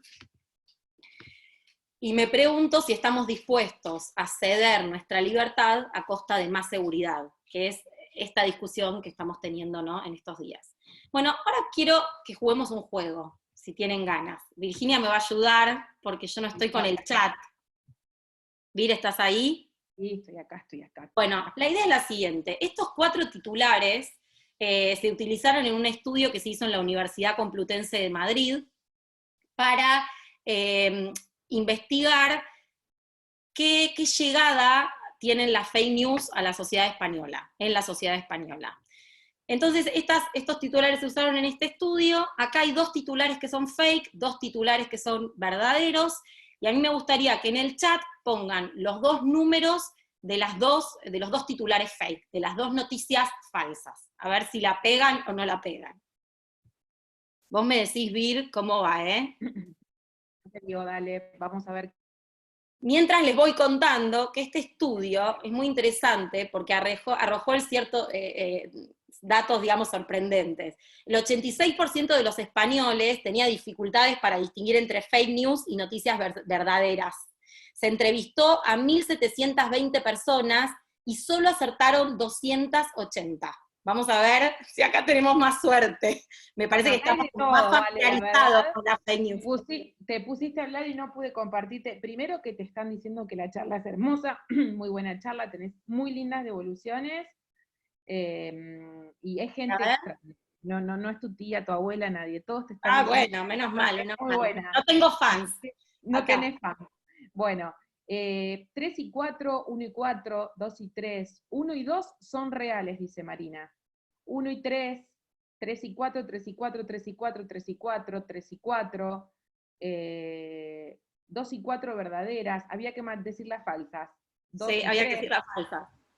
Me las están pasando en privado, la mayoría, 3 y 4, 3 y 4, 3 y 4, 3 y 4, 3 y 4, bueno, 2 y 3, pero lejos, ganaron 3 y 4. Buenísimo, bueno, les cuento que las que son falsas son la 1 y la 3. Yoko Ono nunca tuvo una affair con Hillary Clinton en la década del 70, y Amazon no está preparando lanzar un supermercado robotizado. Bueno, como ven, es difícil a veces detectar una fake news entre tanta noticia, porque justamente quienes crean fake news intencionales, digamos, con ciertos fines, saben cómo hacer para que una noticia pegue, para que una noticia sea creíble, porque juegan mucho con la idea de verosimilitud, digamos. Bueno, vamos a hablar un poquito más de esto ahora. Esto es interesante, este es un estudio muy nuevito, de hecho, está hecho a partir de la pandemia de COVID, y lo que dice es que el 59% de las fake news se crean a partir de información que ya existe, y a menudo cierta, que se altera y se publica fuera de contexto. Esto me parece interesante para ustedes, porque muchas veces las fake news en nutrición o en salud no son completamente falsas, digamos, no es un delirio que a alguien se le ocurre escribir, sino que es, digamos, cierta información que ya existe y que está desvirtuada, distorsionada, o incluso a veces ya no hablando de fake news, sino de posverdad no intencional. Un periodista, por ejemplo, puede, bueno, tergiversar cierta información, pero no con la intención de desinformar, sino porque traspola cierto dato de una manera incorrecta, o interpreta un estudio científico, o no tiene, digamos, los elementos como para poder interpretar correctamente un estudio científico. En este sentido, me parece interesante lo que dijo la doctora Irina Kowalskis, mientras Jorge estaba disertando, que en Argentina existe la red de periodistas científicos, son periodistas que se especializaron en ciencia, y que tienen, digamos, la voz de autoridad para poder explicar o divulgar temas científicos. El 38% de las fake news son inventadas, pero un 59% no. O sea, la mayor parte de las fake news no son inventadas, sino reconfiguradas. Cuando surgen las fake news, lo que surge paralelamente son los fact-checkers. Acá en la Argentina seguramente conocerán o habrán escuchado Chequeado. Hoy justo Laura Sommer va a dar una charla en una institución para la que trabajo voluntariamente en un ratito a las 7 de la tarde. Laura Sommer es la directora de Chequeado. Lo que hacen estas instituciones es chequear la información en tiempo real.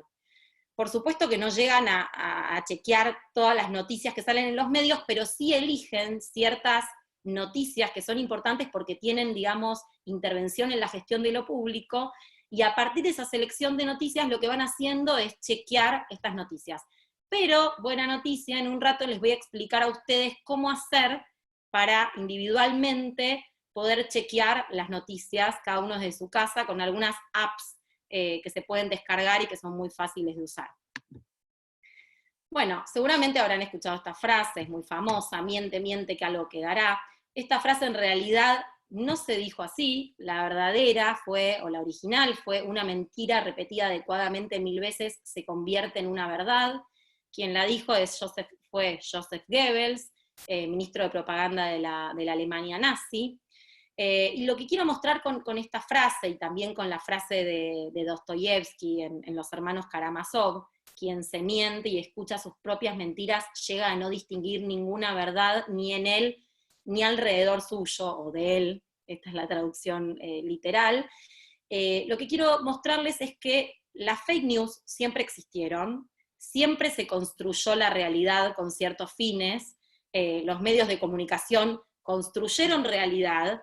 De hecho, entre la Primera y la Segunda Guerra Mundial, un teórico de la comunicación, Harold Laswell, que desarrolló la teoría de la aguja hipodérmica, él creía que los medios de comunicación nos inoculaban información y que nosotros como receptores pasivos recibíamos esa información sin ningún tipo de crítica o de espíritu crítico.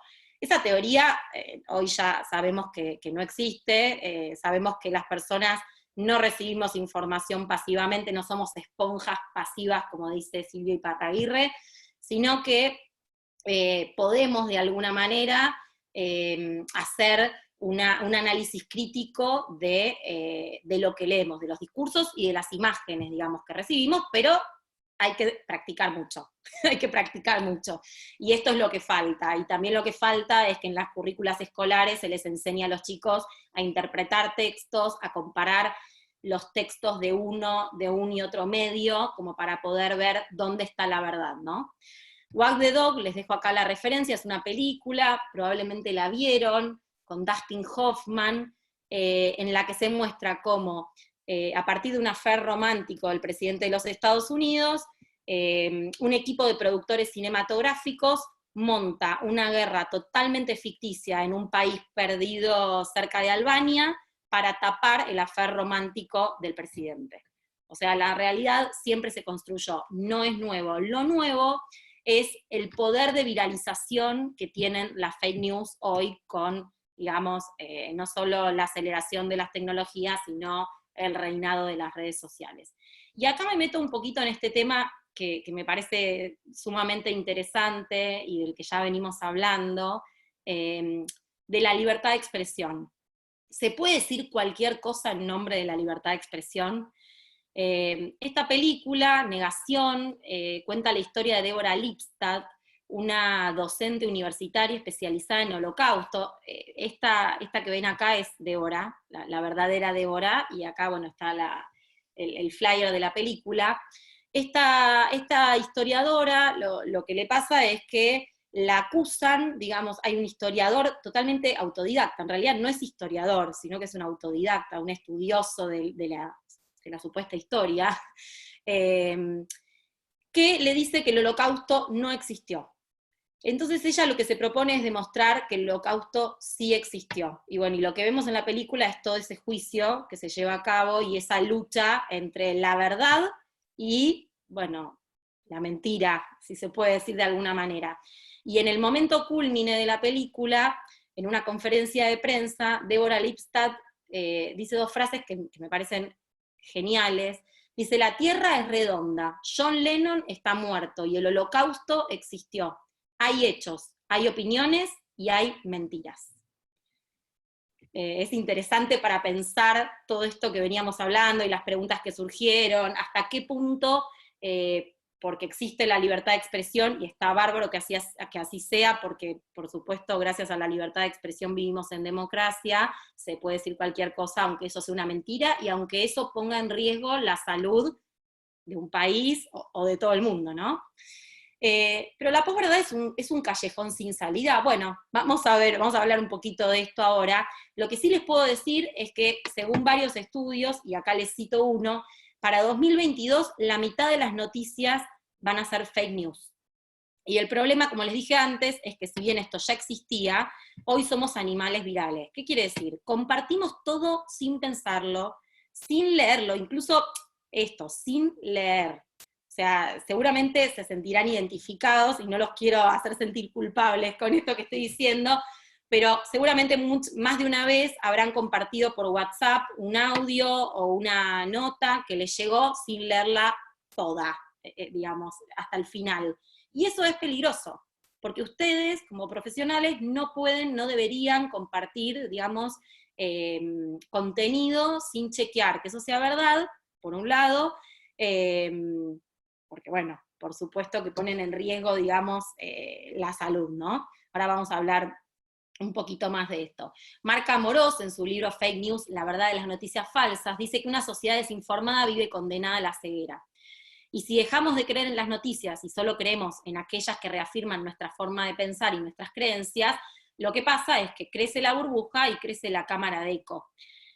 Ustedes sabrán que en las redes sociales, digamos, por los algoritmos con los que están programadas, siempre nos recomiendan perfiles similares a los nuestros, o contenidos similares o que acuerdan con nuestra forma de pensar. Lo que esto hace es que cada vez seamos menos permeables a las opiniones de los otros, o a opiniones divergentes, y esto es peligroso. Entonces, si solo vamos a estar compartiendo, leyendo y escuchando aquellas opiniones que son iguales o similares a las nuestras, bueno, va a haber toda una parte de la realidad que no vamos a conocer. ¿Por qué las creencias pesan más que los datos? Bueno, las creencias aportan certeza, y la ciencia, como todos sabemos, está en constante evolución. Digamos, es un conjunto, un cúmulo de certezas momentáneas, efímeras o parciales. Por el otro lado, somos animales de fe, y la fe no se discute. Es difícil discutir con alguien que cree en algo. Yo siempre doy este ejemplo. Muchos de nosotros creemos en Dios, aunque no hayamos visto a Dios nunca con nuestros propios ojos, pero creemos en Dios, y esa fe no se discute. Muchas de las metareligiones o de los fanatismos que vemos hoy en las redes sociales, muchos son estos influencers de los que venimos hablando, creen en lo que están diciendo. Muchos incluso no creen que haya una verdad allá afuera y que ellos estén diciendo una mentira, sino que realmente se creen su propia mentira. Por eso es mucho más complejo de lo que pensamos. Bueno, por otro lado, todos los humanos buscamos noticias que reafirmen nuestra verdad, y favorecemos, buscamos y recordamos aquella información que confirma nuestras creencias, lo que se conoce como sesgo de confirmación. No sé si leyeron Un Mundo Feliz de Huxley, en este libro de ciencia ficción, que un poco se adelantó a nuestro tiempo o a esta distopía que estamos viviendo. A todos los ciudadanos se les daba una droga que se llamaba Soma, y esa droga lo que hacía era controlar las emociones de los ciudadanos para que no, digamos, se descontrolaran de alguna manera y no fueran en contra del gran hermano, ¿no? Hoy yo creo, y esta es una apreciación muy personal mía, que las fake news de alguna manera son como nuestra soma, ¿no? Porque de alguna manera todo el tiempo están reafirmando nuestros prejuicios, eso nos da gratificación, y además nos genera euforia confirmar todo el tiempo que estamos en lo cierto. Uy, este está diciendo lo mismo que yo, mirá, hay 100 personas que me ponen like, que piensan igual que yo y que me festejan lo que yo estoy diciendo. Eso claramente es una gratificación, y bueno, somos propensos, digamos, a seguir generando esto, ¿no? Por eso tenemos que pensar y hacer autocrítica también de lo que compartimos, de lo que subimos a redes sociales, y de cómo aceptamos toda esta información que a veces es falsa, a veces no, a veces tiene intencionalidad y a veces no. Por último, creer en algo también nos da un sentido de pertenencia, y esto lo vemos mucho en redes sociales y en las tribus, esto de pertenecer a un grupo que piensa determinada cosa, ¿no? También vemos... Sí. 5 minutos. Dale, me apuro. Vemos esto de que muchas veces en redes sociales la gente dentro de un grupo se envalentona y se pone violenta contra, por ejemplo, cierto profesional que está hablando de determinado tema. Bueno, esta pertenencia a cierto grupo favorece este tipo de actitudes. Bueno, voy a avanzar un poquito, esto se los quiero leer rápidamente porque hay un estudio también muy nuevito, es el barómetro de confianza de Edelman que se hace todos los años, y lo que arrojó este año es que el 53% de las personas no escucha a los que no están de acuerdo con ellos, y el 52% no cambia nunca de opinión sobre temas sociales importantes, que estamos propensos a ignorar información si es contraria a nuestras opiniones. Y esto es muy interesante y es importante porque cuando creemos porque nos conviene. Acá también les puse la referencia. No es que aceptamos cualquier información errónea porque sí, sino que aceptamos cierta información errónea porque confirma creencias preexistentes que ya tenemos. Y creemos en lo que creemos porque corrobora nuestros prejuicios, nos permite seguir en una zona de confort y nos da sentido de pertenencia, como ya les dije. Bueno, ¿cómo podemos sospechar acá? Tips prácticos. ¿Cómo podemos sospechar que estamos frente a una fake news? Bueno, si el medio en que aparece la noticia no es confiable, si el titular es extremadamente alarmista o improbable, aunque suene verosímil, podría ser verdad, pensamos para adentro. Si no se consignan fuentes ni voces de autoridad, si la nota no tiene firma ni fecha, si va acompañada de imágenes sensacionalistas, o si nos provoca mucho miedo e indignación, porque las fake news buscan despertar la parte más instintiva que tenemos como humanos. ¿Y por qué son peligrosas las fake news en salud? Bueno, un poco de esto habló Jorge, pero bueno, porque el mayor peligro del clima de infoxicación es que hay gente que acepta información sin cuestionar, porque nuestra mente etiqueta como cierta toda información que no recordamos con exactitud, pero que nos suena. O sea que estamos creando de alguna manera falsos recuerdos por culpa de las fake news. Las redes sociales e internet son fuentes de consulta para muchas personas, y cuando hablamos de salud intervenimos en la gestión de lo público, pero también en la vida de las personas. Algunas estrategias para chequear información. Pueden buscar la URL y corroborar que sea un sitio real, porque muchas veces los creadores de fake news crean webs específicas para desinformar, suelen imitar a páginas reales, pero tienen faltas de ortografía o están mal diseñadas, y eso les va a dar una idea de que puede ser una fake news. Siempre verificar la fecha de publicación, porque muchas fake news no son falsas, sino que son noticias viejas. Ingresar el titular en Google. Si es real, seguramente otros medios ya la publicaron. Si es fake, seguramente no. Ir a la fuente primaria. Por ejemplo, si dicen que el Ministerio de Salud aseguró que ya existe la vacuna para el COVID, bueno, ir directo a la web del ministerio. En Google Images pueden hacer una búsqueda inversa de una imagen. Cliquean en la imagen y para chequear si la imagen ya fue publicada, pegan esa imagen y buscan esa imagen. Esa imagen va a aparecer y les van a aparecer todas las notas o los enlaces en los que esa imagen apareció. Bueno, después, si quieren, les explico lo de INVID para no extenderme, que es un poco más complejo. ¿Qué es el intrusismo? Ya lo dijo Jorge. Crece con las redes sociales como plataforma para ejercer profesiones sin estudio. Cuando todas las verdades deben respetarse, cualquiera puede hablar sin matrícula, y la posverdad fomenta el intrusismo. La necesidad de resultados mágicos acelera esta expansión y se extiende a la consulta médica y nutricional. ¿Cuáles son las consecuencias del intrusismo? Bueno, pone en riesgo la salud a nivel individual y público. Los intrusistas son a menudo productores de fake news, desprestigia y bastardea a los profesionales matriculados, acota el mercado profesional, favorece la pseudociencia, genera problemas sanitarios a futuro, porque hay más enfermedades crónicas no tratadas a tiempo ni como corresponde, y desvía recursos de la gente hacia tratamientos peligrosos o ineficaces. Esto lo voy a pasar, pero si quieren después investiguen, es uno de los casos más importantes de intrusismo en España en este momento.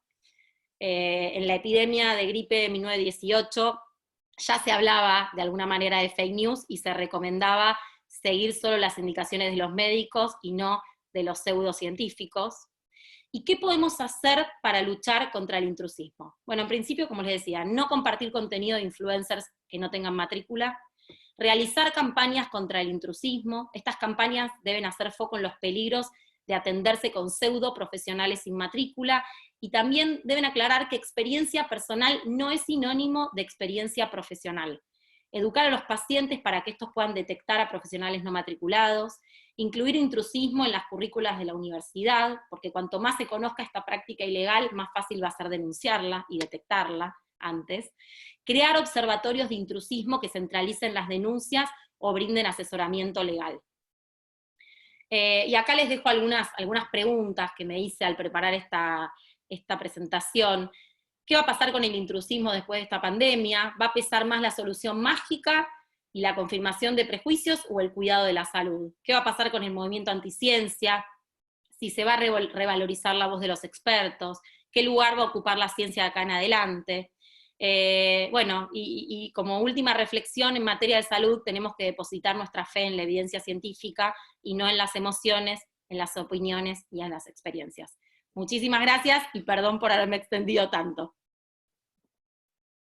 Gracias, Vale, la verdad, muchas gracias, realmente ha sido un placer escucharte, ha sido brillante tu disertación, voy a abrirla, a ver si lo puedo ver mejor. Perdón, Vir, no se te escucha fuerte.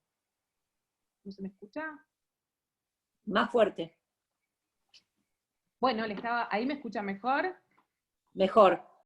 Le estaba agradeciendo a Valeria, que realmente ha sido un placer poder escucharla, brillante, muchos acá te han felicitado, excelente ambos oradores, ya podés mirar el chat para sentir esta gratificación de la que hablabas, que también está bueno cuando lo brinda un profesional. Ambos, les agradecemos mucho, y a partir de este momento vamos a abrir el espacio de preguntas y de respuestas.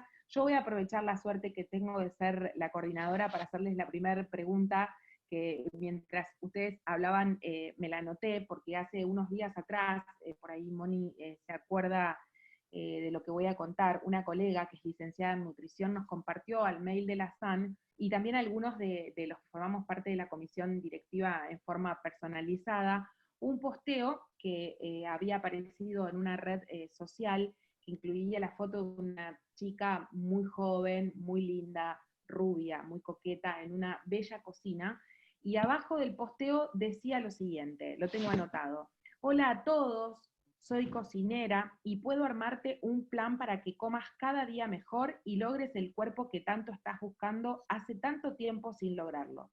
Recorriendo distintos profesionales que solo te pesan y te retan. Nadie mejor para enseñarte a cocinar, para enseñarte a comer, que quien sabe cocinar. Contactame por privado y comenzamos a trabajar. En relación a este caso, bueno, te repito que lo hemos recibido en la SAN, nos obligó como sociedad también a pensar en la posibilidad de cómo atender estas consultas de los socios que llegan a la sociedad, Y en base a esto tengo dos preguntas, una para Jorge y una para Vale. Voy a empezar por por Jorge. Mi pregunta es, para realizar la denuncia de ejercicio ilegal de la profesión, supongamos de esta persona, ¿se puede presentar como prueba lo que uno puede hacer mediante un perfil falso y la obtención de que esta persona te atiende y te da un plan alimentario desde un perfil de red que es inexistente, o tiene que denunciar la primer persona a la cual se le realiza el plan alimentario por una cocinera, es decir, la víctima de quien es tratado por esta persona? ¿Y quién puede denunciarla? ¿Dónde puede hacerse? Y también hubieron preguntas en el chat, estoy sumando varias que preguntan si un posteo de redes, por ejemplo, ¿cómo se hace para ser presentado ante un juez para que sea realmente una prueba fehaciente? Porque, bueno, las cosas en redes se pueden ocultar, se pueden eliminar y demás, pero precisamente en este caso, una cocinera brindando planes alimentarios. ¿Quién lo puede denunciar? ¿Dónde lo denunciamos? Algunas consideraciones previas antes de responderte. Cuando vos analizás una conducta, hay que ver cuál es la actividad prevaleciente en lo que se está denunciando o lo que se pretende denunciar. En el ejemplo que ponías, o prevalece el hecho de que es cocinera y te prepara una comida, o prevalece el hecho de que mediante la preparación de esa comida te va a ayudar a tener una silueta igual a la que tiene. Entonces, ahí hay una primera cuestión que es muy difícil desde la óptica del derecho penal determinar. A partir de ahí, la segunda consideración es que muchos delitos se denuncian sin saber quién los cometió. NN sobre denuncia de robo. A veces no, si te roban en la calle, seguramente no conozcas a quién te robó. O sea, no es inusual denunciar a un NN, pues no sabemos quién cometió el delito. La tercera cuestión, dentro de lo que me preguntabas, es que todo sirve de prueba. Y en aquellas cuestiones, como en las redes, donde un contenido se puede subir y se puede bajar, es muy importante la captura de pantalla, y nosotros, desde la profesión de abogados, siempre decimos, bueno, que te certifique esa pantalla, llamate a tu escribano, y que el escribano haga un acta de requerimiento, y que el escribano certifique que él entró de su computadora a tal dominio o a tal red social, y que figuraba tal cosa. Le saca una foto, y ello para un juez, una certificación notarial es una prueba muy contundente de que lo que estamos denunciando realmente existió. Porque por ahí no les gustó mi charla, sacaron una foto a la pantalla y van y empiezan a decir cosas que yo no dije. Entonces, si no estuviera grabada, yo no podría defenderme de que dije lo que dije. Entonces, es muy importante siempre tener esa amplitud probatoria y considerar que todo va a servir para la investigación de lo que se presupone la comisión de un delito. ¿Quién lo puede denunciar? El afectado particular. Se puede hacer en el caso del Colegio de Abogados, hacemos muchas denuncias desde el colegio, abogados que cometen ilícitos, que cometen estafa. Los escribanos mismos denuncian mucho a sus matriculados cuando cometen algún ilícito, porque cuidan la profesión de manera muy estricta. Los colegios de anestesistas han hecho denuncias, se manejan de una manera muy particular para los que están vinculados con esa actividad. Entiendo que sabrán cómo es. En fin, hay un sinfín de posibilidades. Lo importante, como decía Valeria, es el hecho de poder denunciar y de hacerlo. En relación específicamente a nosotros, ¿dónde tenemos que hacer la denuncia? Bien, si estás en el ámbito de Capital Federal, acá juega la ley 24.301, de memoria, me la estoy acordando, que yo no la traje a colación en la charla porque me gusta más el modelo de la ley de la provincia de Buenos Aires. La ley de Cava lo que tiene es, regula la profesión de licenciado en nutrición y establece que la Secretaría de Salud del Ministerio de Salud es la autoridad de aplicación, con lo cual una tendría que repasar ahora, no lo recuerdo de memoria, si dentro del esquema de ministros actuales se sigue llamando pues esta ley es del año 93-94. Tendría que ver si la Secretaría de Salud sigue manteniendo el mismo rango y el mismo nivel. Pero es ante el Ministerio de Salud que va a terminar siendo la autoridad de aplicación en Capital Federal. Ahora, eso es si es un ejercicio ilegal que no es delito. Si nosotros consideramos que hay un delito, ahí tenemos que ir a la justicia criminal. ¿Y cómo se hace? Se puede hacer. Lo puede hacer uno de manera personal, queda enfrente del Teatro Colón, en la calle Beamonte, va, le dan un formulario y es muy simple de llenar. Es algo muy simple, ni siquiera va a requerir asistencia, se llena muy fácil. Y a partir de ahí va a correr la suerte del juzgado que caiga, el fiscal que toque, si lo quieren investigar o no. Normalmente cuando son conductas leves, en la justicia penal lamentablemente no suelen tener favorable acogida porque tienen un exceso de trabajo tan grande que solo atienden los casos más rutilantes, por decirlo de alguna manera. Bueno, vamos a seguir con el caso de la cocinera, ahora vamos por Vale. Como dije en un principio, esta jornada tiene como finalidad que llamamos a la reflexión y enriquecernos todos juntos en el ejercicio de nuestra profesión. Y por eso me pregunto muchas veces, Vale, los profesionales de la salud, que somos expertos en distintas áreas de nutrición, porque acá somos médicos, nutricionistas, y entre todos solemos trabajar en equipo, y ojalá cada día lo hagamos mucho más. ¿Podemos haber colaborado a lo largo de la historia para que un paciente elija que una cocinera le haga un plan alimentario? Porque esto es otra cosa que a mí me pregunta, me llama la atención, digamos. ¿Qué lleva a una persona que, bueno, vos hablaste de la posmodernidad y demás, pero qué lleva a que una persona piense que una cocinera va a poder hacer algo mejor que quien estudió, quien se formó? La tecnología nos traspasó, las redes sociales son una excelente promoción para este tipo de figuras que con un lindo cuerpo contagian. ¿Dónde crees que socialmente está el problema? O si nosotros los profesionales de la salud podemos hacer algo al respecto, o fallamos en algo, o tenemos algo que ver o no. Bueno, primero no sé si soy quien como para decir si han fallado en algo. Sí creo que esto tiene que ver mucho con la búsqueda de certeza.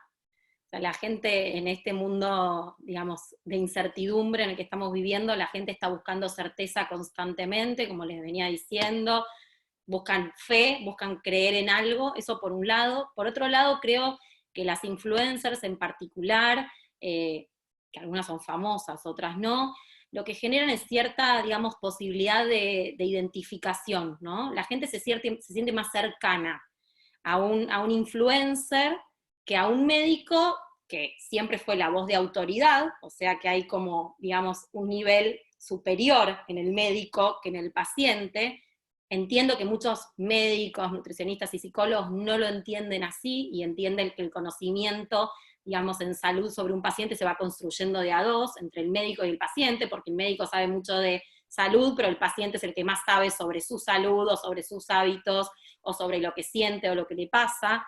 Entonces, me parece que por un lado está la búsqueda de certeza, por otro lado está esta necesidad de sentirse como más cerca de la persona que te va a asesorar. La solución mágica, muy emparentado con esto que estoy diciendo de la certeza, es algo que, a ver, todos buscamos de alguna manera soluciones mágicas. ¿Quién no quiere mañana, no sé, perder los kilos que tiene más para ponerse un vestido y que le quede divino? Todos queremos eso, nada más que hay gente que tiene cierto espíritu crítico y entiende que una cosa es lo que uno desea y otra cosa es lo que se puede, o la realidad, digamos, lo esperable. Y hay gente que no tiene ese espíritu crítico y no busca de alguna manera soluciones que sean reales, posibles y a largo plazo, y busca la certeza de mañana me pongo ese vestido que tantas ganas tengo de ponerme. Creo que lo que habría que pensar es cómo llegar a este público que está buscando otra cosa, cómo llegar, cómo acercarse. Tal vez el lenguaje tiene un poco que ver con esto. Por otro lado, bueno, en redes sociales uno puede acceder a cualquier persona, influencer, famoso, médico, investigador, que tenga ganas. Entonces, esa cercanía, esa posibilidad de poder hablar codo a codo con cualquier persona, a la gente le resulta atractiva.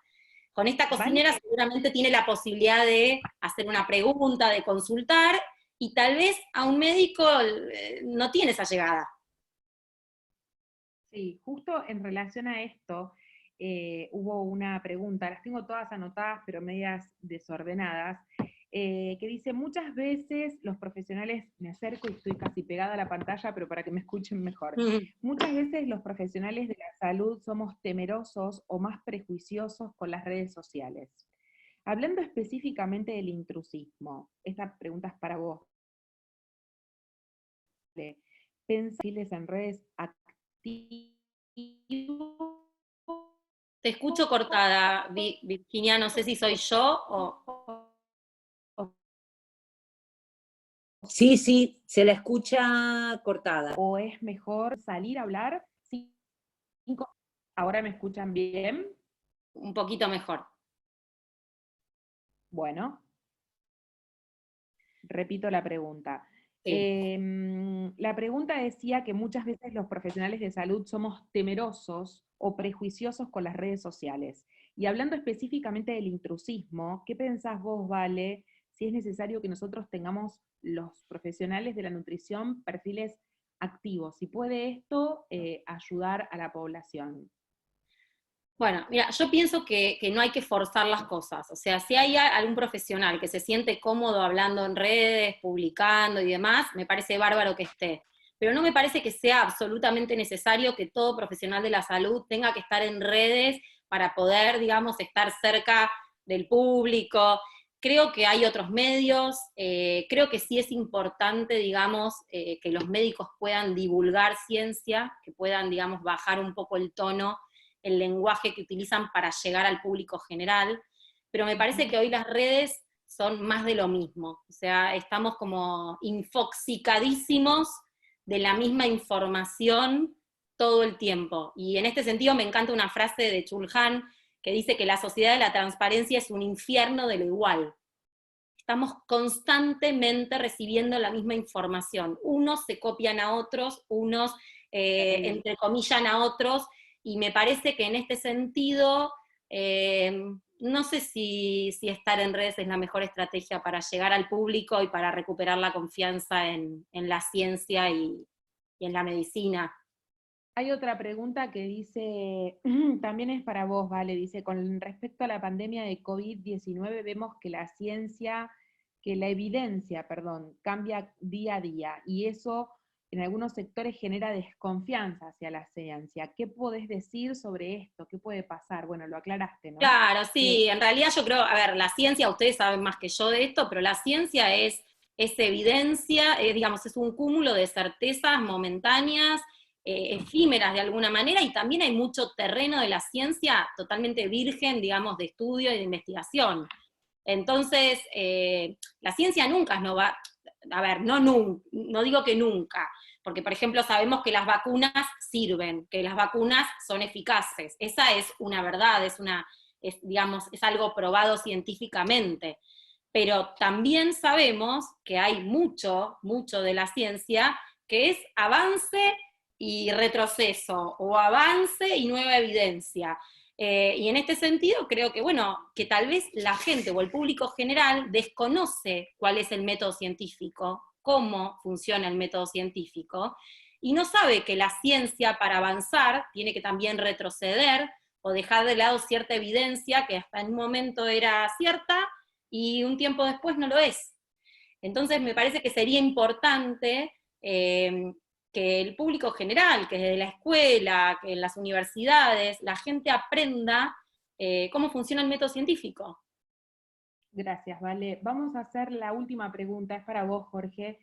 Dice, en relación a lo que contó Valeria, de la médica que quiere desmedicalizar el hipotiroidismo, o a otros tantos que son profesionales, es decir, que no son intrusos, pero dan mensajes aberrantes, como por ejemplo que un paciente que tiene déficit de hormona tiroidea pueda dejar la pastilla y tomar otra cosa, u otros tantos que están compartiendo acá, que muchos promocionan distinto tipo de dietas, y, bueno, pero en este momento estamos hablando de profesionales de la salud.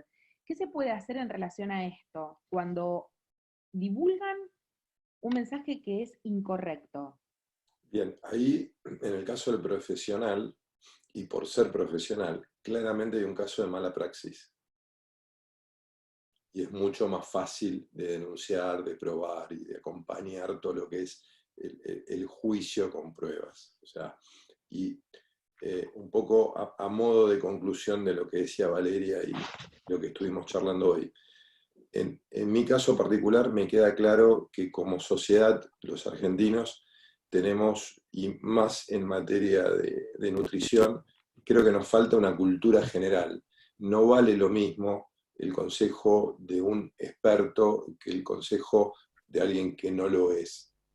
Y esto es extensible a todos los ámbitos. Entonces, si tenemos un problema cultural, porque la ciencia va mucho más lenta que lo que va la información y que la información falsa, hay una competencia desigual. Entonces, lo único que podemos hacer desde las instituciones es denunciar, hacer campañas de concientización, explicarle a la gente por qué es mejor consultar a un nutricionista, a un licenciado en nutrición, a un médico especialista en nutrición, que consultar a una gurú de las redes. O sea, tenemos también que hacer nuestra parte, y lamentablemente eso se hace con trabajo.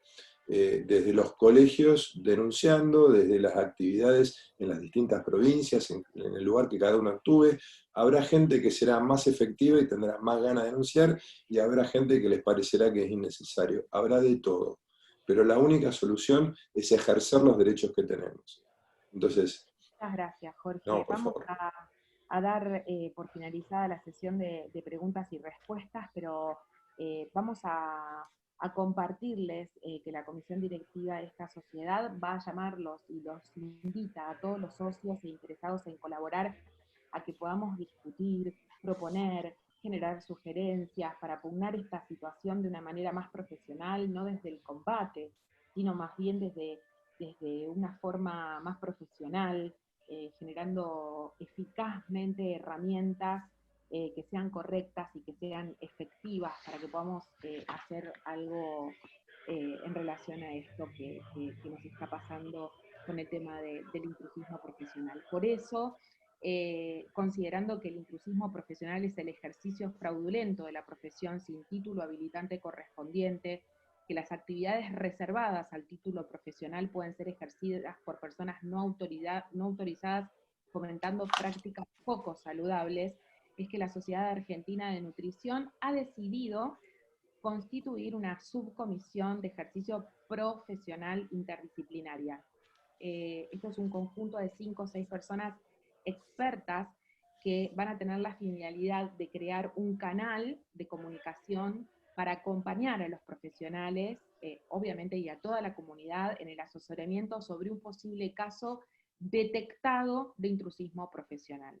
Los objetivos de esta comisión de ejercicio profesional van a ser generar un ambiente de reflexión, de aprendizaje, de profundización y de información sobre este tema. Hemos aprendido hoy con Valeria y con Jorge muchísimas cosas que realmente no conocíamos, y seguramente tenemos mucho más para nutrirnos de otros profesionales que no sean profesionales de la salud, que nos permitan difundir mediante los canales de comunicación de la sociedad, de la población en general, sobre las posibles consecuencias que puede tener para la salud de la atención de una persona que no es profesional, que podamos generar, por ejemplo, listados de profesionales matriculados para que la gente realmente sepa que puede buscar en una localidad un apellido, saber a qué profesional pueden concurrir, asegurándose que están siendo atendidos por profesionales que realmente tienen un título habilitante. Y por último, lo que les queremos contar es que van a tener a disposición un formulario que van a poder descargar en la página web, en la cual van a poder completar los datos de un posible caso detectado. En realidad, ante la detección de un caso, el interesado que desee contar con el asesoramiento de la subcomisión, que serán personas expertas desde lo nutricional y también desde lo legal, les van a dar el punto de vista de si hay o no hay intrusismo profesional, los van a asesorar, los van a acompañar. Desde ya no podemos ejecutar ninguna acción legal porque somos una sociedad científica, pero la finalidad de esto ha sido darle una devolución y una contención a los socios, acompañándolos en esto que hoy vivimos y que creemos que, bueno, que entre todos tenemos que, de una manera bien profesional, porque hemos sido formados, somos científicos y realmente tenemos que utilizar las herramientas legales para poder combatirlos, la sociedad va ante la recepción de uno de estos formularios, acompañarlos y darles una devolución acerca de lo que puede estar pasando. En manos de esta subcomisión de ejercicio profesional interdisciplinaria también quedará el compromiso asumido de seguir ejecutando estos espacios de enriquecimiento mutuo entre los que día a día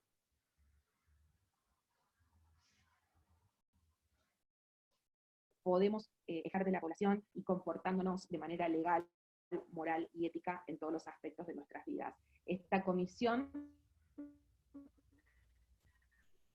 va a seguir a enriquecernos de profesionales en otras áreas y también poder discutir y debatir. Y acá Mónica Katz y muchos escriben que tenemos que empezar a denunciar.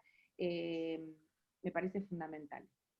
Les agradezco a todos que hayan participado de estas jornadas. Muchas gracias, Jorge, muchas gracias, Valeria. Gracias a todas las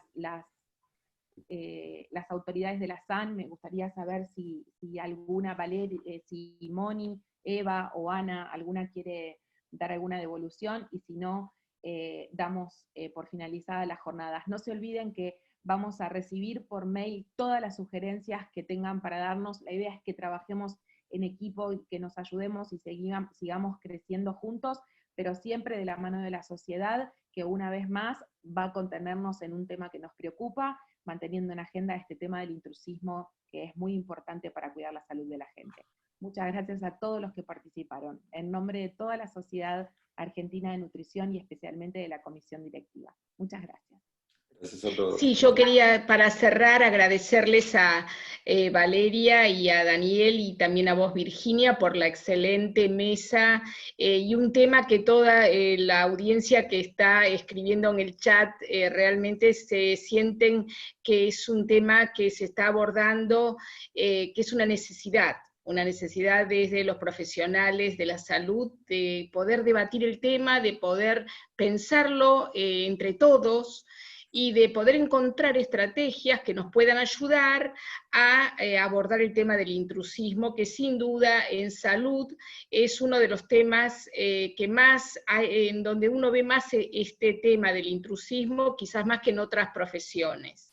Entonces me parece que poder primero debatir y después generar un espacio desde nuestra sociedad para ayudar y para que todos podamos trabajar en conjunto en esta temática me parece que es fundamental. Y en este sentido también les quiero decir que esta actividad va a estar después en la plataforma de la sociedad, como para que podamos seguir, ver y volver a poder escuchar temas que realmente son muy relevantes y visto desde otras profesiones que tienen una mirada diferente. Así que muchas gracias a todos y a todos los que, la audiencia que hoy está participando, y bueno, nos vamos a encontrar próximamente para la próxima reunión científica a principios de junio. Buenas noches a todos. Buenas noches. Muchas gracias. Buenas noches.